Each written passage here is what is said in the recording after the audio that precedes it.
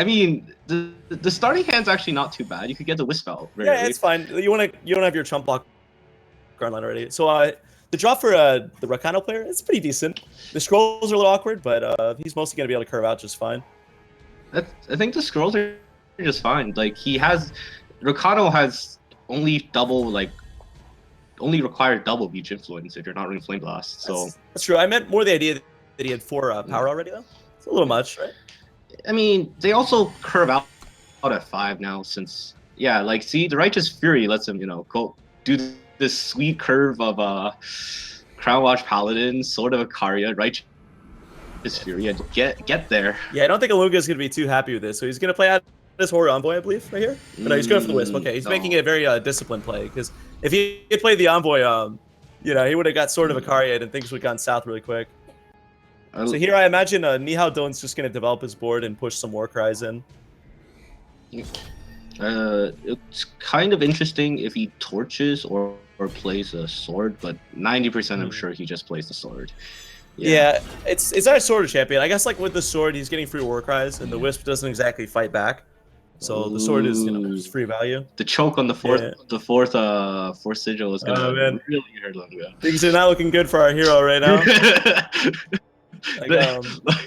It never looks good for the hero at first. The villain just start where the hero like builds up, bulks up, like does his 100-year training in the temple, and wins the girl and wins the tournament. That's how it works.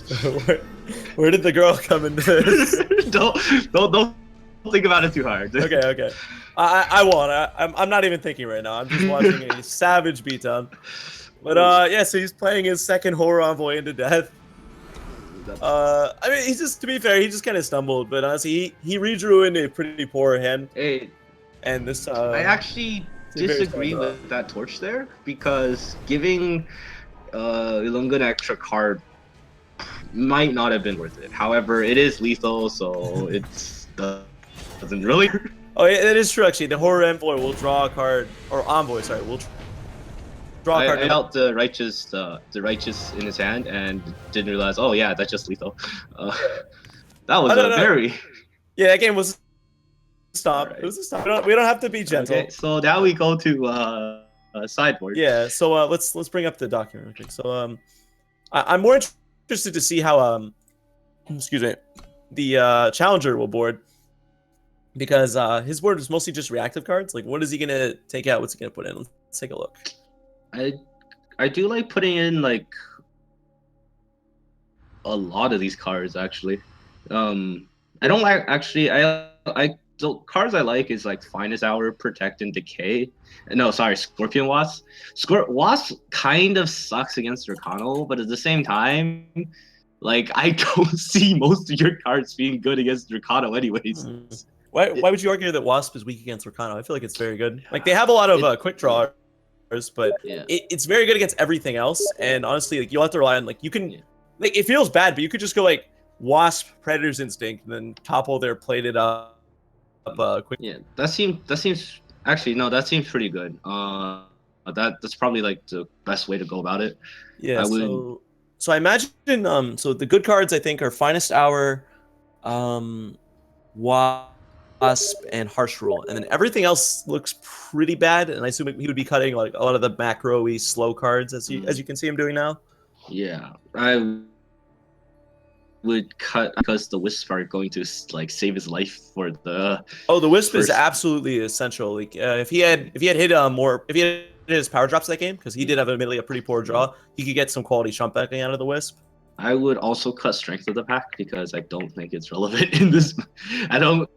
That's like one of the first cards I would cut. You're not getting, if you get to 7, you're probably doing just fine. You're probably relying on mirror images this game anyways. Yeah.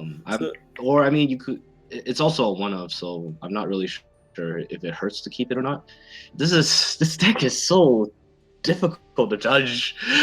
Yeah, it's a lot of the pieces individually don't really do anything. You know, it's all Yeah. about like critical mass. Yeah, so like everything's so like synergistic. It's really hard to like sideboard anything, really. I feel like he's making a mistake. I think Finest Hour is his he should be playing all of his Finest Hours because that's how you protect Horror Envoy. Since the way Horror Envoy will be killed against Rakano is Torch and Icaria Sword, or Sword of Icaria. Sorry. I mean, the Envoy Finest Hour drawing him an extra card also really helps for like cycling through your deck, because this is also one of those decks that wants to draw as many cards as possible. Correct. Yeah. Well, we have to assume that if he sticks a Horror Envoy, he should win the game. Now, granted, I've never seen this deck in action, so maybe not. But let's just go onto that tail, right? Yeah. And also, okay. I think this is I think I would keep this hand on the Rakano player. It looks solid. For our challenger, that hand looks great. Like, I mean, I don't know his deck, but our challenger's hand is perfect. Yeah, he can just jump his way into a Harsh Rule. Yeah. You know. I can't possibly see him.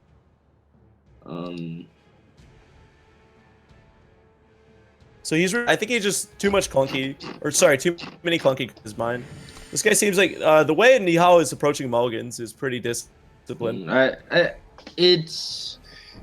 think on ladder I would have kept that hand from NiHaoDylan, but I'm not.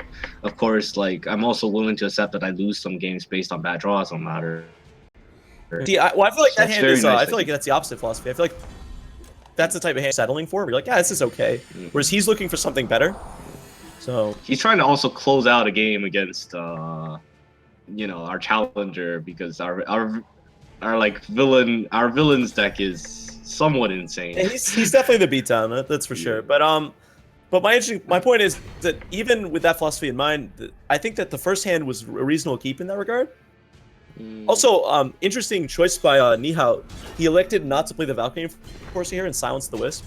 I think he realized that he could silence it and any other later, because it's not because like what he doesn't have any like bulk like.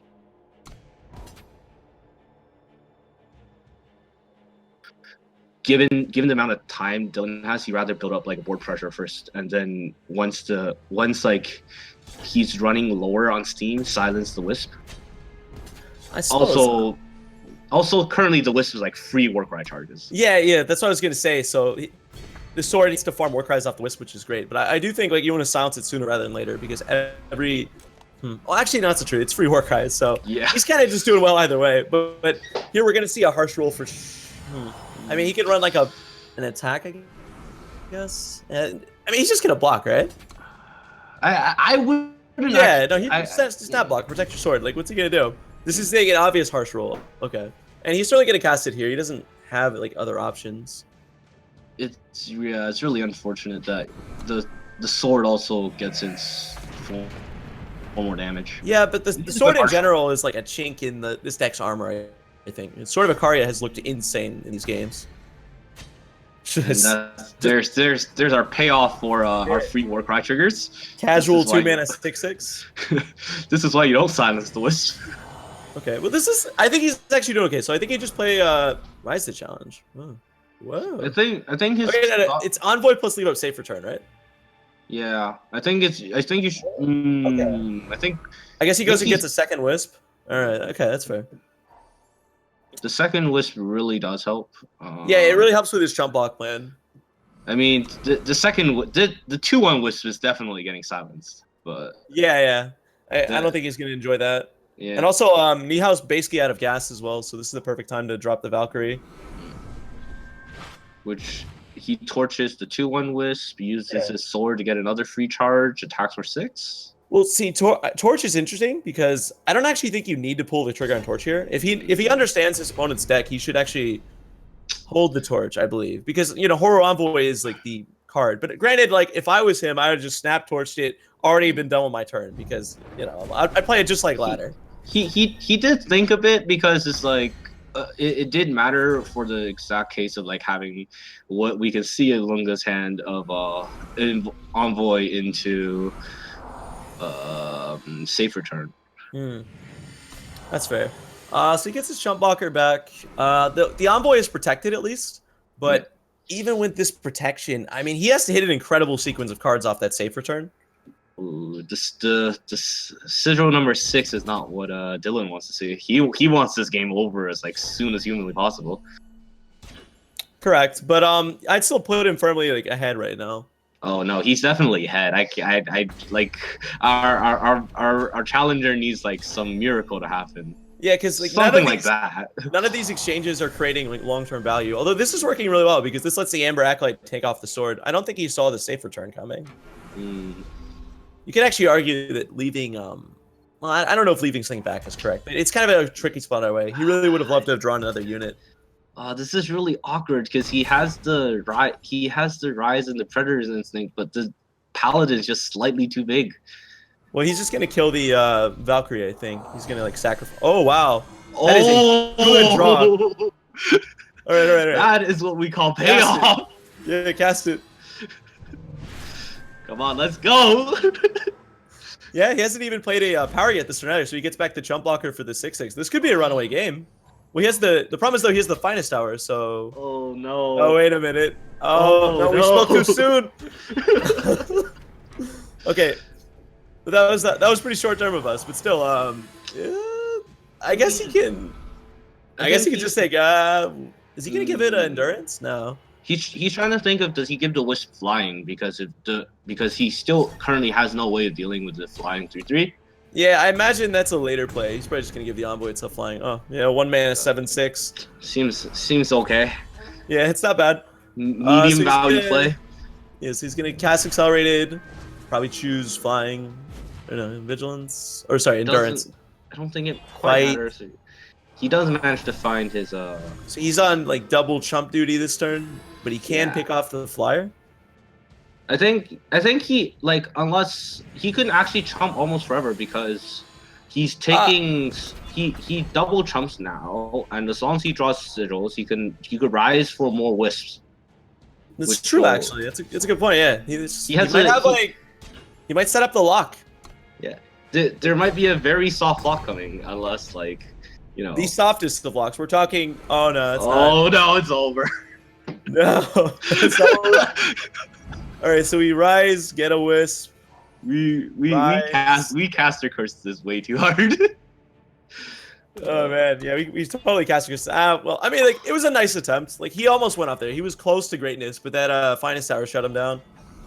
But you know, like, from his perspective, I certainly can't blame him. Like, I think he played the games pretty well because game one or the first match first game he had a very rough draw, and then this game, like. And at the crucial moment, he was just unable to like fight through the finest hour, which he can't really play around. I mean, yeah, he had to go for it. There wasn't for sure. Yeah, that's kind of why, like, when we were talking, like, we didn't even really react to finest hour because it was just so elementary that he would attempt it, even though you know finest hour would be a disaster. So, but yeah, it was an interesting game. Nihao played it pretty well. He just kind of curved out, bash face. As the beatdown deck, his role is pretty straightforward.